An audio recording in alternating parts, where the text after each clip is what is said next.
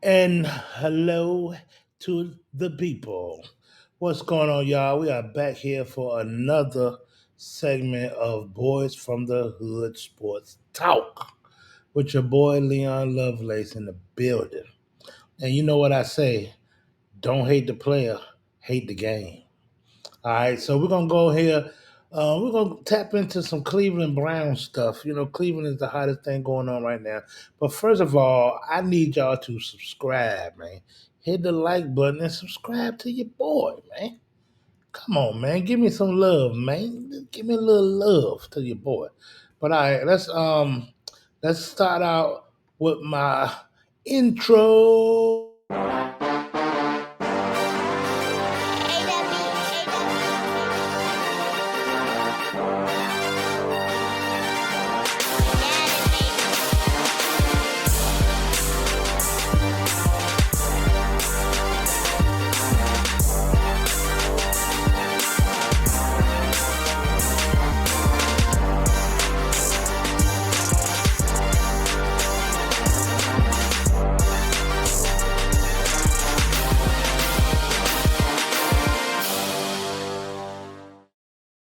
Don't hate the player, hate the game.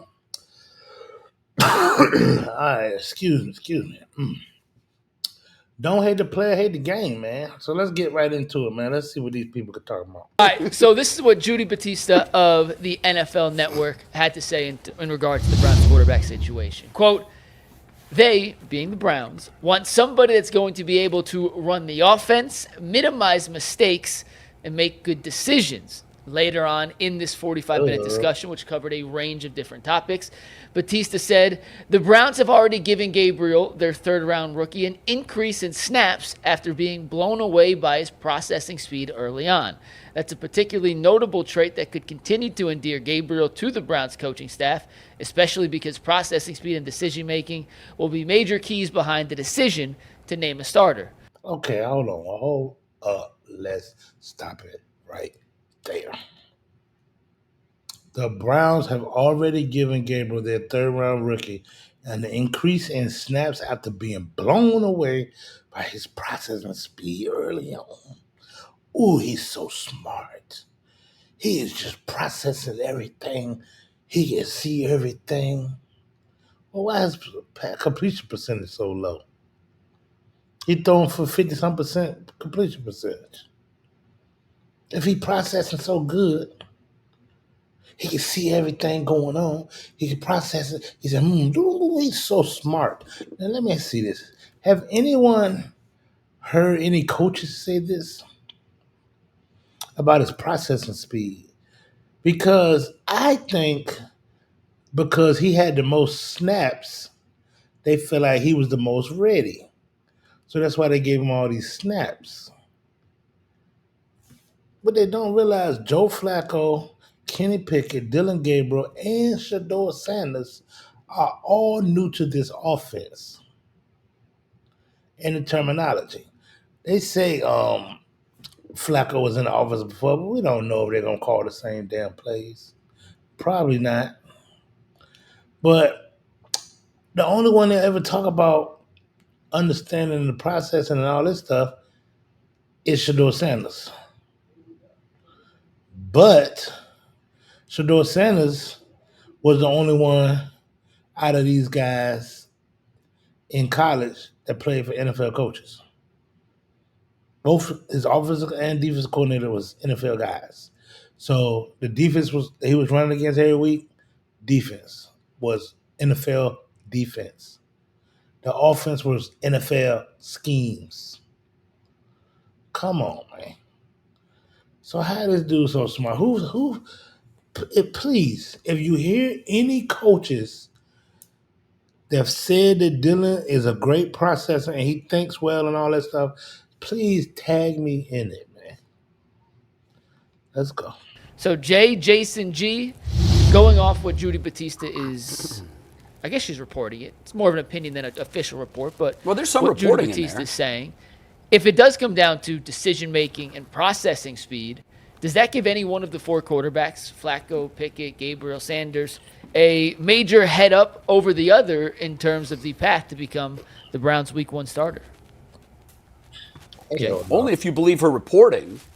If what she's reporting is true, and the Browns recognized him as a quick processor and wanted to put him through more reps, then yeah. But I still think it depends if you want to go old head or do you want to go young.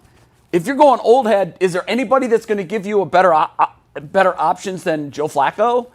I don't think there is, just because he's been processing for nearly 20 years at the NFL level. So But that was I think that if that's what they're going to make their decision on, the least amount of mistakes and quick processing, I think Joe Flacco would. This is so crazy to me, man. So they get this reporter who comes on and says that they're gonna make their show with processing and quick and all this stuff. Ooh. So now y'all think this is what they looking for, and we're gonna have a whole show about this, huh? Be one. And after that, if you believe that Gabriel is doing well at processing speed and all of that, then you might say that he's number two, but that's only if you believe this reporting and if it's actually true that that he seems to be quicker than the other guys. So I come at it. I guess on the premise alone, I kind of disagree with it. I don't disagree that the winner of the quarterback matchup is going to come down to making decisions quickly and keeping the football and not turning over. Well, that is a Stefanski pillar, though. Yes, it is. That is a Stefanski pillar, but that's a little too surface level for me. This is some good The juice. person who's going to win this job Can't show you the is brand. the person that can make Oh, dang. throws 15, 20 yards. I don't believe the person that's going to come out on this quarterback competition is going to be a guy that sits there and checks it down to the tight end and throws the ball to the flats. We've seen that a lot of times. And frankly, we saw it last year with Deshaun Watson. We've seen it with Jacoby Brissett. The offense, yes, is a run-predicated offense. And yes, he wants you to take care of the ball. And no, you're not supposed to. They're going to give you those throws. They're going to let you. Let me say something right quick. I think the Cleveland Browns may be the only organization in the NFL that's telling their quarterbacks, y'all got 1 year, you better ball out. Because next year, we got 2 first-round draft picks. We're going to need a quarterback. So you guys better watch out. Like, come on, man. What the hell? What the helly? What the hella? What the he? Like, come on. Who is in charge? And you know what? Stefanski and that dude Barry, they might be out of here after this year, man. For real, because one thing I can tell you, I know that this guy, Kenny Pickett, we already know what we're gonna get with Kenny Pickett. We know what we're gonna get with Joe Flacco. Dillon Gabriel is not better than Shador Sanders. Period. And Shador's got an upside, the community love and anything else. But let's go back and see what Garrett Bush got to say. Move the ball a little bit more between the 20s. The separating factor between quarterbacks to see if you are a franchise guy and a guy that can win in the NFL from the pocket, you have to be a guy that's going to be able to complete passes 10 to 25 yards consistently, anticipate those throws.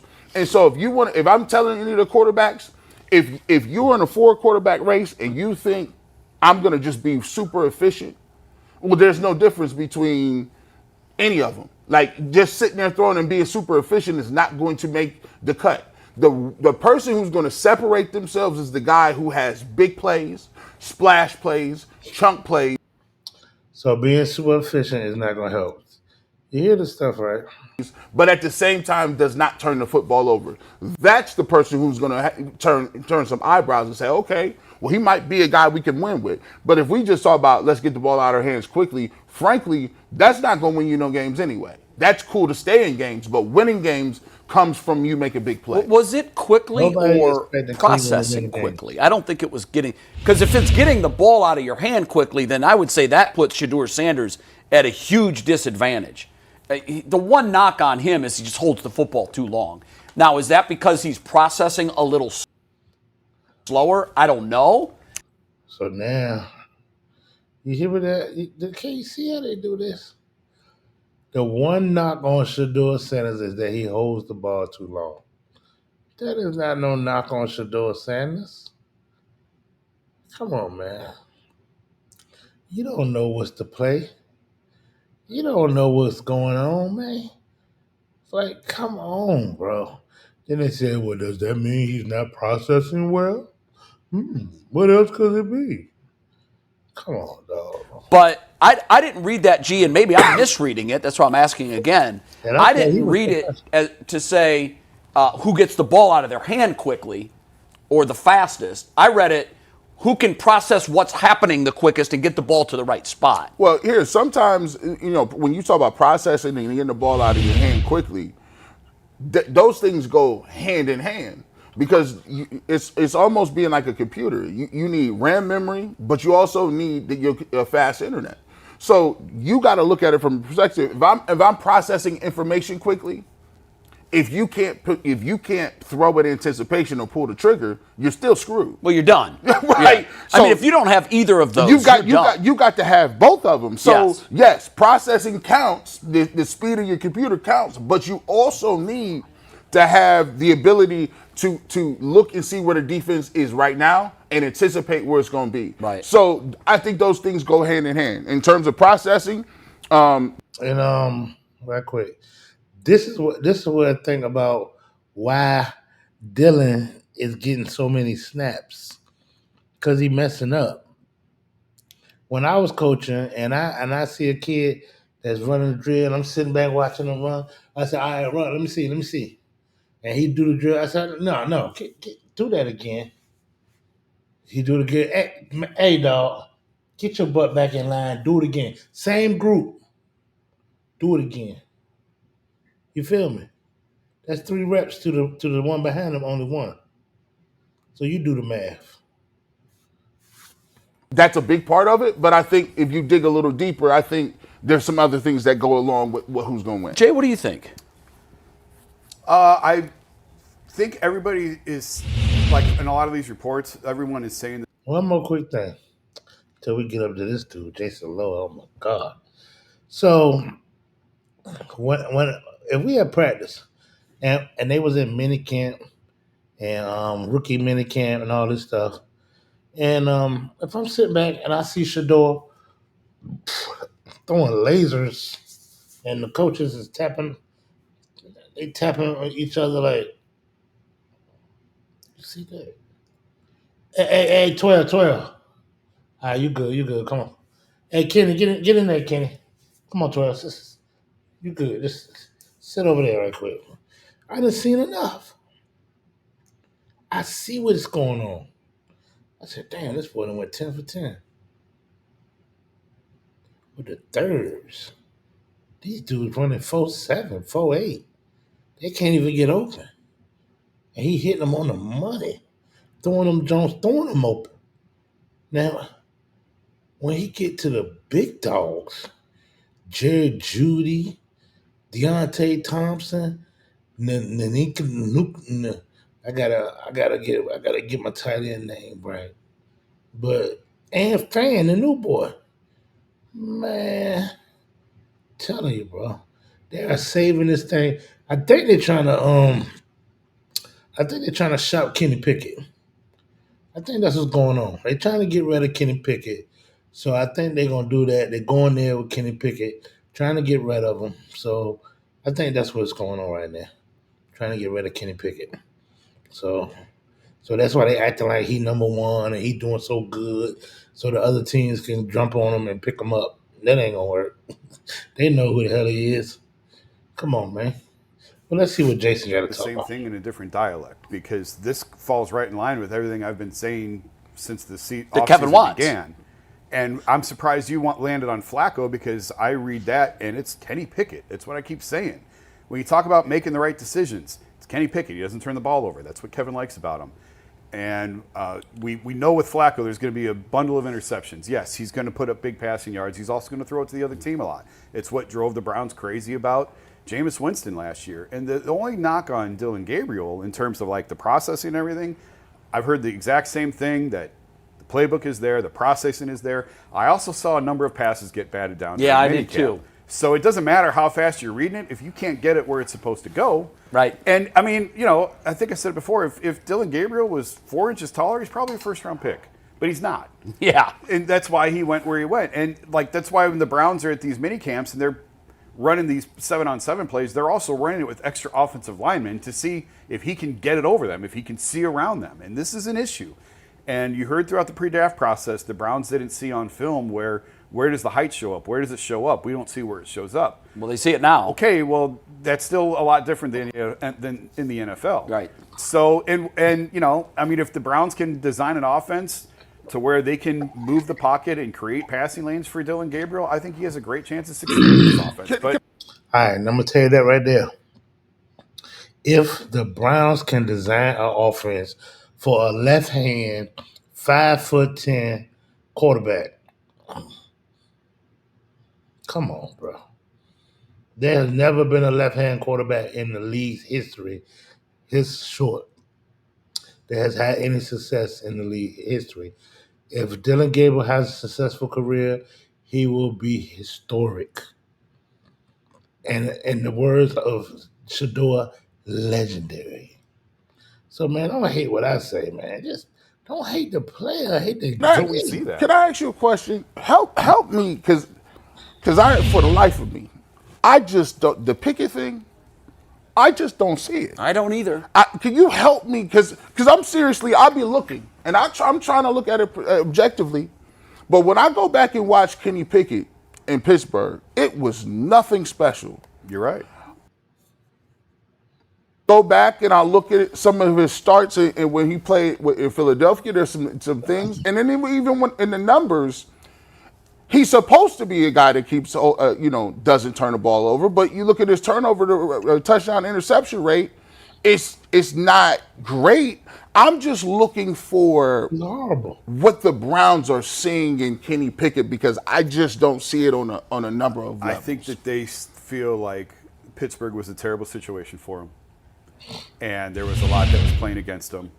And listen, Like what? I don't want to sit here and sound like I'm screaming. A lot that was playing against them. Listen to what they say, man. He said it was a lot that was playing against them. Like what? Like what, man? What was playing against them? From the mountaintops, Kenny Pickett is the next great quarterback in the NFL. That's not what I'm saying. Okay, let's see this here. Kenny Pickett, completion percentage, 59, 62. Passing yards. He threw for 4,000 yards, but he threw 15 touchdowns, 14 interceptions at a 79.3 completion range. Come on, man. This dude, man. This the guy. I'm saying of the 4 quarterbacks that Listen are to that. provided to the Browns right now in front of them, I think Pickett's the one that's going to win the starting job. Doesn't mean he's going to start 17 games, but he takes care of the football. Yes, the touchdown to interception rate is almost 1-to-1. It's not good because he didn't throw a ton of touchdowns, but he also didn't throw a ton of interceptions. We went through this with the interception rate. His interception rate is around the level of Mahomes-ish. That's the only time you'll ever compare. Oh.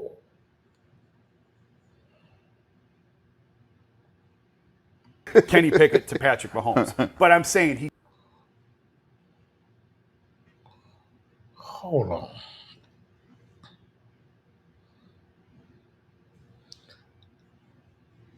He said Kenny Pickett is Mahomes as far as interceptions are concerned.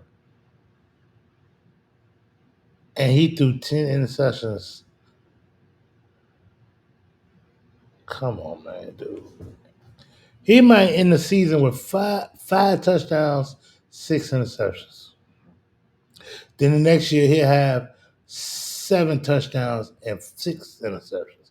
So now it's tied up. The third year he'll come back strong with a strong 4 touchdowns and only 3 interceptions, which is an improvement for him. Say 2 years in a row he's been improving.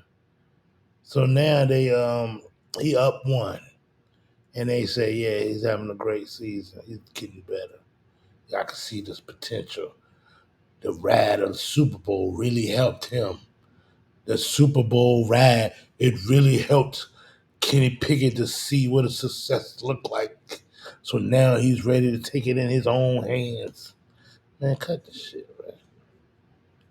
Cut. Takes care of the football. And I think the Browns and Kevin Stefanski are looking at this is don't throw it to the other team. That's the thing that's going to kill us. If you hold on to the ball, you make the right decisions, we can win with that at an acceptable level. Now, again, I don't think they're going to be very good this year. They're not going to be very good. They don't want to be very good. I don't think that they think the future quarterback is on this roster. But They don't want to be good. Listen to what you're saying, dog. These are the people that's in Cleveland, bro. They so used to losing, they just accept it. They don't know, man. They got a squad. I think so. They just went to the playoff 2 years ago, and everybody still on the squad.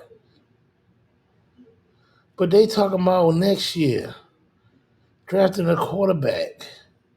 Losers mentality. Why would you draft a damn quarterback when you got one? Just drafted two. Get you a left tackle. Get you a beast receiver to go along with Judy. Come on, man. Think. If you buy another quarterback, if you get you another quarterback, you're going to be in the same situation you were this year. Stupid. they got to get through the next 17 games, and I think they want to take a look at them. I get what you're saying, Jay, but I also, having been through this twice in the last 2 years with the high risk, high reward offense, and first time around Joe Flacco, second time around Jameis Winston, I would ask Kevin Stefanski this. What good is only throwing 10 interceptions if you only throw 12 touchdowns? At least with, not so much Jameis. Jameis there for a while just was like Oprah giving away cars. Everybody got one. Right. But with Flacco, even though he did throw interceptions at critical times, he was throwing for 300 yards a game and 3 touchdowns. So the risk was worth the risk was there. The reward, the juice was worth the squeeze. Okay, you're going to throw a pick or 2, but you're also going to throw 3 or 4 touchdowns. And it's the plus ratio to me that's kind of like OPS in baseball. When you add the 2 numbers together, is there enough there to say this is our guy? I think the Browns are looking at this from the fact that Matt Canada will go down as perhaps the worst offensive coordinator in the history of the NFL. That's possible. And there was just, I think that they look at this, and I'll probably do something on this in a couple of weeks as we get. Look, I'm tired of these haters, man. We're about to wrap this up, man. It's sad, man. The people in Cleveland that's reporting are their biggest haters. It's the energy. You gotta clear all that shit out, man. You gotta bomb that shit, man. Put a bomb on that shit. Bomb the haters out of there, man. That negative energy is why they can't win. Get them haters out of Cleveland and let's build this thing up, man. Don't hate the player, hate the game. You feel me? And we out of here, man. Peace.